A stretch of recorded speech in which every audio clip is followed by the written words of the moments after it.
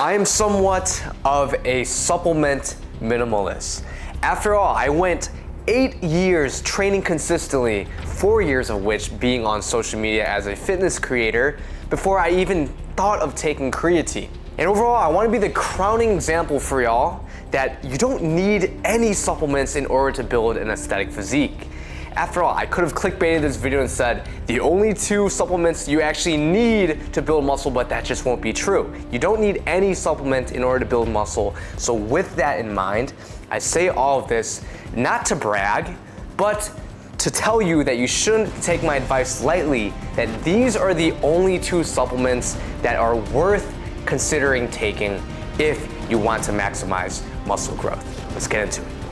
Now, first off, if you don't want to take any supplements, the no BS advice to build muscle is simply 1, training consistently enough, ideally with at least 5 sets per week per muscle group. Training hard enough, I would quantify that by saying training at least to RIR2 most of the times. Getting enough recovery, meaning getting enough sleep, eating enough calories, and trying to follow a high protein diet of roughly 0.8 grams of protein per pound of body weight. And all the while, being at a relatively low enough body fat percentage so you can actually see those changes take place. If you are trying to optimize for muscle growth or you're having trouble hitting any of those metrics, keep on watching. Let's get into the first supplement. Getting into it, the most important macronutrient when it comes to building muscle is, of course, protein. And we hear the common advice that you should be consuming roughly 0.8 grams of protein per pound of body weight per day, and that is pretty sound. However, depending on your scenario, it might be wiser to consume closer to 1 gram of protein per pound of body weight per day if you are not in a calorie surplus, meaning if you are cutting, if you're body recomping, even if you're main gaining, it might be wiser to get closer to that 1 gram per pound mark if you want to optimize muscle growth. And unfortunately, it also so happens that a lot of protein-rich foods can be quite expensive sometimes. Plus, it requires a lot of time to cook them properly, and that is why the first supplement I would recommend is none other than protein powder. However, not all protein powder is made equal, so in order to know which protein powder you should be taking, let's first talk about the differences. Now, the most popular form of protein powder is whey protein, and they usually come in 3 different forms. There's whey concentrate, whey isolate, and lastly, hydrolyzed whey. Now, the further down the list we move, the more purely protein the protein powder becomes. That is, something like a hydrolyzed whey protein is going to be more processed and filtered to be purely protein compared to whey concentrate. Now, comparing the 3 options to kind of give you guys an understanding of the difference, starting with MyProtein's whey concentrate, this has 110 calories, 20 grams of protein, as well as 2 grams of fat and 4 grams of total carbohydrates. That is the whey concentrate. Now, when we get to the whey isolate, this one has 90 calories, 20 grams of protein, 0 grams of fat, and 2 grams of carbs. You see how there's less carbs and fat and overall calories in this protein powder compared to whey concentrate. And lastly, we have hydrolyzed whey. Now, don't be confused, even though it says whey isolate, if you go to the ingredients list, this is hydrolyzed whey protein as the first ingredient. This also has 90 calories, 20 grams of protein, as well as 2 grams of carb. However, if I grab another tub, which is also clear whey that's hydrolyzed whey, this one has 80 calories, 20 grams of protein, and less than 1 grams of carbs. So understand this is technically more processed than purely protein compared to whey concentrate. So ultimately from this big stack, which one do I actually recommend? Well, it all depends on what your goals are. First off, if you want the most pure protein powder option, I would go with something like MyProtein's clear whey isolate that's actually hydrolyzed whey protein. As mentioned, this has 80 calories and 20 grams of protein, making it pretty much purely protein. Now, my favorite flavor of this would actually be this Mike and Ike sour cherry. Now, hydrolyzed whey is amazing, but generally it's one of the more expensive protein powders. If you are on a budget, I would recommend MyProtein's Impact Whey, which is whey concentrate. As mentioned, this has 110 calories and 20 grams of protein. And this is pretty much the most affordable option when it comes to protein powder for not really even that many more calories. Now, in terms of flavor, I would recommend this gingerbread flavor or the pumpkin spice flavor, but if those options aren't available, chocolate smooth is also a classic that I used to take all the time in high school. Now, personally, I swear by MyProtein products. As mentioned, I've been taking it since I was in high school because They're one of the best value protein powders, meaning it's super affordable, especially because of the discounts. In fact, you can get 50% off now if you use code PATH, but if you wait until either May 24th or May 26th, you can also get not only 50% off, but you can get a tub of this guy for free. Literally this size, this Mike and Ike Sour Watermelon Clear Whey Protein. So if you're curious to take whey protein, you can get this for free by using code PATH if you order on May 24th or May 26th, 2024. Now, I used to struggle with acne a lot, and as you may know, lactose and acne, they don't go too well together, right? So if you're either lactose intolerant or you're acne prone, or maybe your stomach sensitive to lactose in general, an option I would personally recommend is MyProtein's Whey Forward. Now, even though this says whey in it, don't be confused, there's actually no dairy in this. It is completely lactose free because it's not even made from dairy. Let me explain. Whey Forward is essentially cultivated from fermenting microflora. So it is technically kind of like a hybrid between like a plant-based protein, but it's actually like cultivated from something similar to like yeast. I'm gonna leave a link in the description below for MyProtein to get a better understanding on how Whey Forward is actually made. But just know that this is basically a whey identical protein powder without any dairy. And I swear this tastes just as good as any other chocolate protein powder. My favorite flavor is this decadent chocolate brownie one, but they also have some other flavors that are all pretty damn solid. And of course, if you're trying to be lactose free, I recommend taking this with some sort of like unsweetened almond milk or oat milk.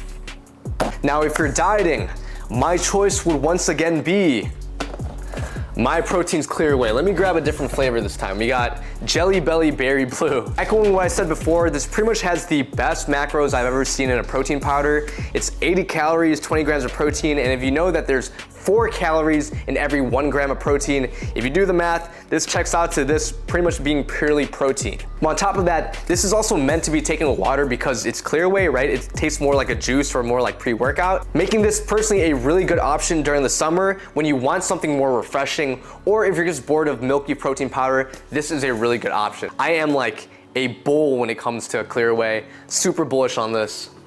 And real quick, just to rank my favorite clear whey flavors, I would say number 3 is this Mike and Ike Sour Cherry. Number 2 would be the regular lemonade flavor. That would probably be the most inoffensive flavor that I think everyone would find pretty good. And this last one, my favorite, is the Mike and Ike Sour Cherry.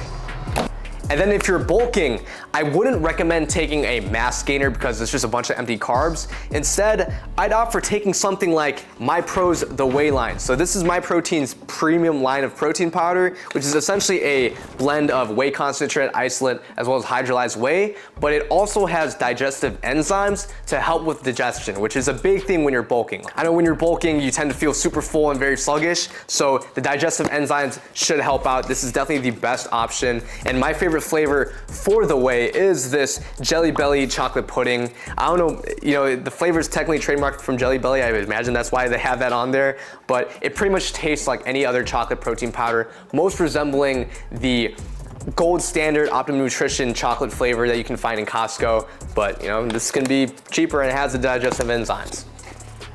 And last up, if you're looking for a vegan protein powder option, I once again would go for this MyProtein Whey Forward. Now legally, from my understanding, MyProtein can't call this vegan technically, but again, the protein powder is fermented from microflora, which is similar to nutritional yeast, which is a vegan cooking ingredient from my understanding. Like vegans consume nutritional yeast, even though technically it's alive. So by that logic, this can be a pretty good vegan option. On top of this, it's also a very good sustainable choice because creating this protein powder uses up to 99% less water and emits up to 97% fewer emissions overall. So this is definitely a sustainable choice, which I personally would consider vegan, but be mindful, it's technically not legally vegan. And that pretty much sums up all the protein powders, which covers more the recovery side of things, helping you get your protein in at the end of the day. But is there a supplement that's beneficial for the performance end of things? Well, let's get to the second supplement. And that is where good old creatine monohydrate comes in.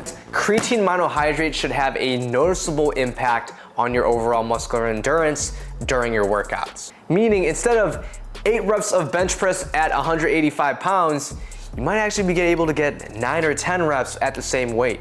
Now you might be thinking that doesn't seem all that significant, but considering that I am an experienced lifter, I've been lifting for pretty much 8.5 years before taking creatine, and then took creatine for 30 to 60 days. Having pretty much improved on every single exercise by 1 rep, I would tell you that, yeah, that is pretty significant. It at least blew my mind. Now, how creatine does this is it essentially allows your muscles to store more glycogen, which is stored energy for the muscle.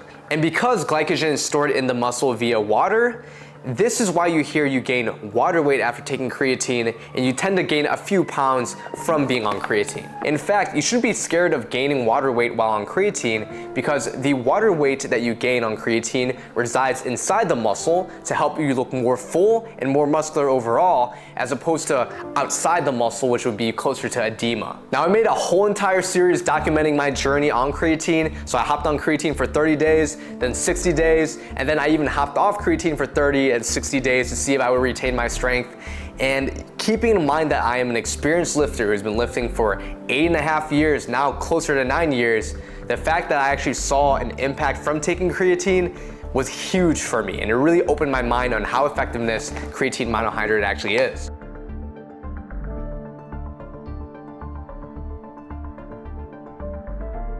HCl. Taking creatine monohydrate is completely fine. It is the most researched form of creatine, as well as being the cheapest form of creatine, so this is what I would personally recommend. All you have to do is take roughly 5 grams per day, and if you run into some sort of stomach issues when you take creatine, which can be somewhat common, I would then recommend taking 2.5 grams twice per day to get yourself to that 5-gram amount. Usually when it comes to stomach discomfort, it tends to have to do with the quantity that you're taking, so most people have that issue when they're loading creatine, so that's just some small advice there. Now, you may have also heard about hair loss while on creatine, and this came from this one study, I believe from 2009, that pretty much saw a correlation between elevated DHT levels while being on creatine, but this has never been replicated again, and it's inconclusive to say that creatine results in hair loss. And these are pretty much the only 2 supplements I'd recommend, but quickly before you hop off, I also want to talk about a supplement that I wouldn't recommend you take, and almost kind of like a warning for you, especially if you're younger. Now, this is my personal opinion, and it might get a little bit controversial, but honestly, I wouldn't recommend taking caffeinated pre-workout. And I'm not talking about the efficacy of caffeinated pre-workouts, because taking caffeine has been shown to also increase performance overall in the gym, as well as even help you burn more calories, so it's good for fat loss. But I'm more so talking about the side effects of taking caffeine in general. Because in my mind, these small gains from consuming caffeine is short-lived when you consider the risk of developing a caffeine dependency.